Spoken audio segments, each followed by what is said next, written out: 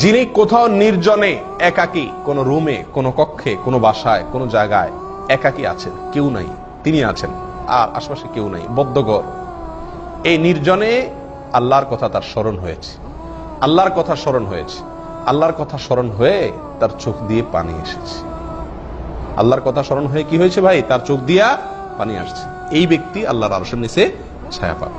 প্রিয় ভাইরা, নির্জনে আল্লাহর ভয়ে চোখ দিয়ে পানি জীবনে আমাদের কতবার আসছে, এটা আমাদের চিন্তা করার বিষয়, এটা আমাদের ভাববার বিষয় যে নির্জনে তো প্রতিদিনই কোনো না কোনো সময় আমি নির্জন হই, কোন রুমে, কোন কক্ষে।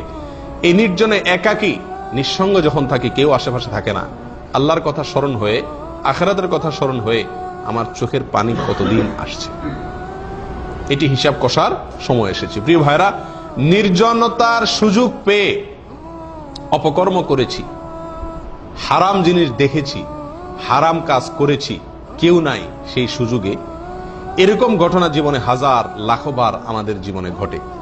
কিন্তু নির্জনতার সুযোগ পেয়ে আল্লাহর কথা স্মরণ হয়ে, জাহান্নামের কথা স্মরণ হয়ে চোখের পানি ছেড়ে দিয়েছি, এই ঘটনা জীবনে কতবার হয়েছে, এটি আমাদের এখনই হিসাব কষার সময় হয়ে গেছে।